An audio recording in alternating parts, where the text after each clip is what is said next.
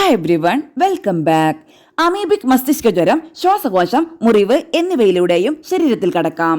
കേരളത്തിൽ അമീബിക് മസ്തിഷ്ക ജ്വര ബാധിതർ വർദ്ധിക്കുന്ന അവസ്ഥയാണ് ഇപ്പോൾ കണ്ടുവരുന്നത്.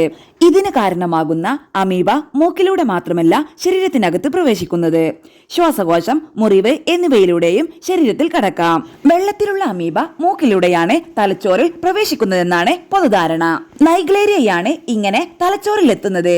എന്നാൽ അകാന്തമീബ, ബാലമുത്തിയ എന്നീ അമീബകൾ ശ്വാസകോശം, മുറിവ് എന്നിവയിലൂടെ തലച്ചോറിൽ പ്രവേശിക്കാമെന്ന് വിവിധ രാജ്യങ്ങളിലെ ഗവേഷണ സ്ഥാപനങ്ങൾ കണ്ടെത്തിയിട്ടുണ്ട്.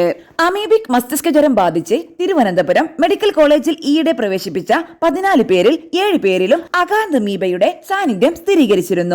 മൂക്കിലൂടെ മാത്രമാണ് രോഗം ബാധിക്കുന്നത് എന്നുള്ളത് തെറ്റിദ്ധരിക്കപ്പെടുന്നു.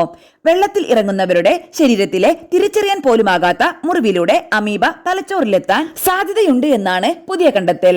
അന്തരീക്ഷ പൊടിയിലടക്കം അമീബ ഉണ്ടെന്നാണ് പുതിയ കണ്ടെത്തൽ. ആദ്യം ശ്വാസകോശത്തിലെത്തി പിന്നീട് രക്തത്തിലൂടെ തലച്ചോറിൽ എത്തുകയാണത്രേ. മുങ്ങിക്കുളിച്ച് ഏതാനും ദിവസങ്ങൾക്കകം രോഗം ബാധിച്ചാൽ കാരണം നൈഗ്ലേരിയയാണെന്ന് തീർത്തു പറയാനാകില്ല. മാസങ്ങൾക്ക് മുൻപ് രോഗിയുടെ ശരീരത്തിൽ അകാന്തമീബയോ ബാലമുത്തിയെയോ പ്രവേശിച്ചിട്ടുണ്ടോ എന്നുകൂടി ഡോക്ടർമാർ നോക്കുന്നുണ്ട്. കിണറും ശുചിമുറിയുടെ ടാങ്കും അടുത്തടുത്തുണ്ടാകുന്നതും വിവിധ മാലിന്യങ്ങൾ തുറന്നുവിടുന്നതുമാണ് അമീബയുടെ വളർച്ചയ്ക്ക് അനുകൂല സാഹചര്യമെന്നാണ് പുതിയ പഠനം. കിണറും ശുചിമുറി ടാങ്കും വലിയ അകലമില്ലെങ്കിൽ ശുചിമുറി ടാങ്കിലെ മാലിന്യത്തിലുള്ള ബാക്ടീരിയകൾ കിണറ്റിലേക്ക് എത്താൻ ചാൻസ് കൂടുതലാണ്. അമീബ ബാക്ടീരിയയെ കഴിച്ചാണ് വളരുന്നത് എന്നോർക്കണം.